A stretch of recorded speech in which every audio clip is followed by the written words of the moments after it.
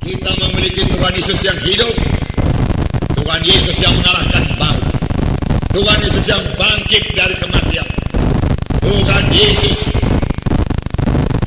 yang mengalahkan semua belenggu-belenggu setan. Kuburan tidak bisa menahan Tuhan Yesus. Pengawal-pengawal tidak bisa menahan kebangkitan Tuhan Yesus. Setan iblis tidak bisa menahan kebangkitan Tuhan Yesus. Yesus bangkit daripada kematian. Yesus hidup. Yesus bangkit pada hari yang ketiga. Yesus hidup. Amin. Haleluya. Haleluya. Mari kita semua bersuka cita saudaraku, karena Yesus hidup. Amin. Yesus hidup. Puji Tuhan. Haleluya. Mari kita baca ceritanya dalam Markus 16 ayat 1 sampai 8. Setelah lewat hari Sabat, Maria Magdalena dan Maria ibu Yakobus serta Salome membeli rempah-rempah untuk pergi ke kubur dan meminyaki Yesus.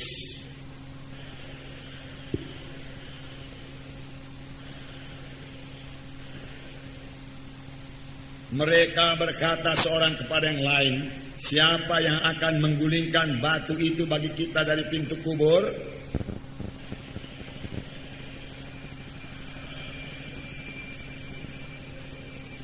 Lalu mereka masuk ke dalam kubur dan mereka melihat seorang muda yang memakai jubah duduk di sebelah kanan. Mereka pun sangat terkejut.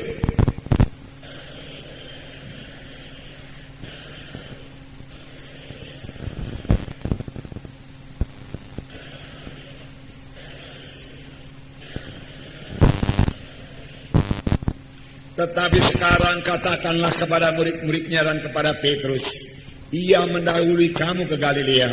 Di sana kamu akan menemui dia seperti yang sudah dikatakannya kepada kamu.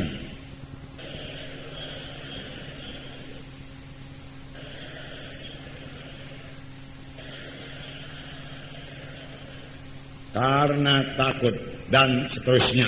Oke, saudara. Jadi kita melihat di sini pada hari setelah lewat hari Sabat itu hari Minggu, pagi benar, Maria Magdalena, Maria ibu Yakobus, Salome, dan yang lain-lain memberi rempah-rempah untuk pergi ke kubur. Maksudnya merempah-rempahin mayat Tuhan Yesus.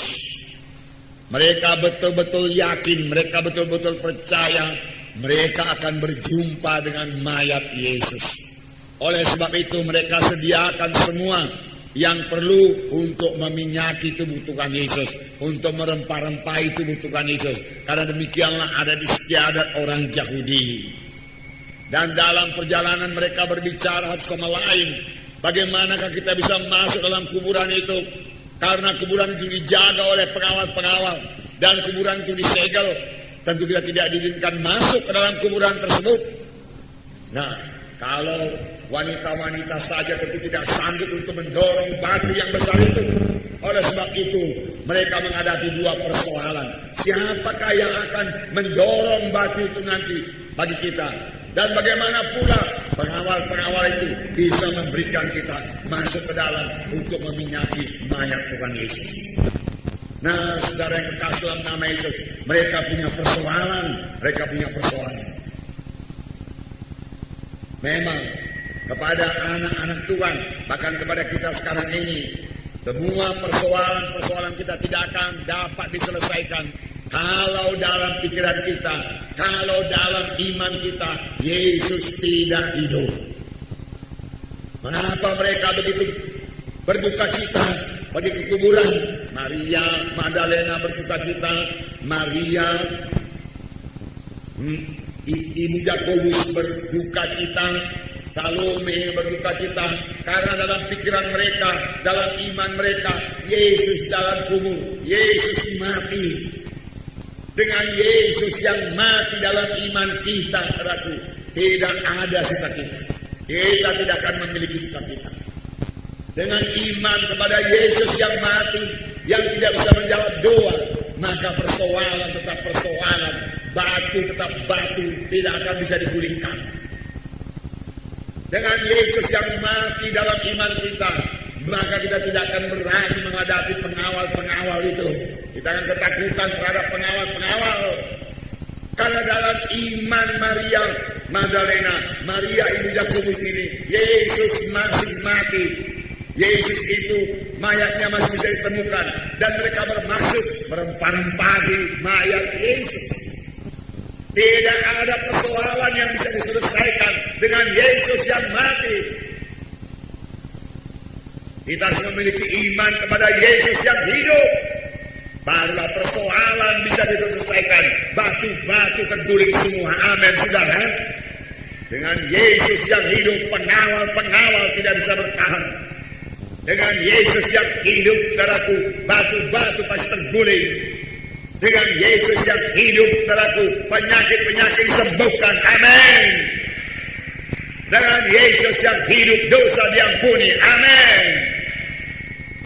Pada hari ini pegang dalam iman saudara, Yesus hidup.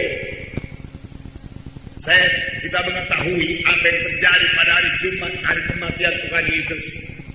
Tuhan Yesus digantung di kayu salib. Pada waktu itu iblis berpesta pora. Iblis tidak tahu bahwasanya Yesus akan bangkit pada hari yang ketiga. Dia pikir tamatlah sudah riwayat Tuhan Yesus. Kami akan menguasai bumi seluruhnya. Dosa manusia tidak akan bisa diampuni lagi. Karena Yesus yang menanggung dosa manusia sudah mati di kayu salib. Yesus mati, dia katakan mereka pesta pora. Panjang malam mereka pesta pora, berteriak-teriak di sana sini. Satu pesta yang penuh dengan kenajisan dan lain sebagainya. Mereka berkata, kita yang berkuasa di bumi sekarang, kita akan membawa semua manusia ke neraka.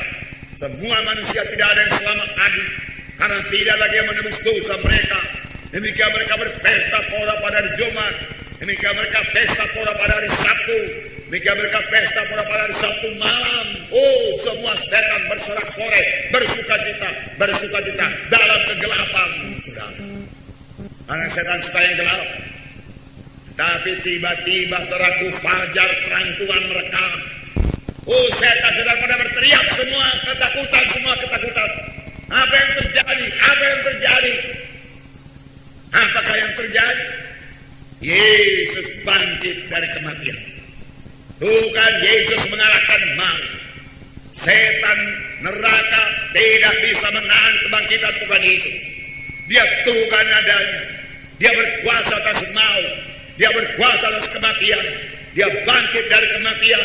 Setan berteriak-teriak. Seluruh neraka berteriak-teriak. Karena Yesus hidup. Yesus bangkit dari kematian. Kemudian Yesus setelah itu menampakkan dirinya kepada murid-murid. Yesus mengalahkan maut. Tuhan Yesus tidak mungkin dikalahkan oleh maut. Dia sudah mengalahkan maut. Maut telah kehilangan sengatnya. Oleh sebab itu kita juga tidak perlu takut lagi kepada maut. Amin, saudara. Haleluya.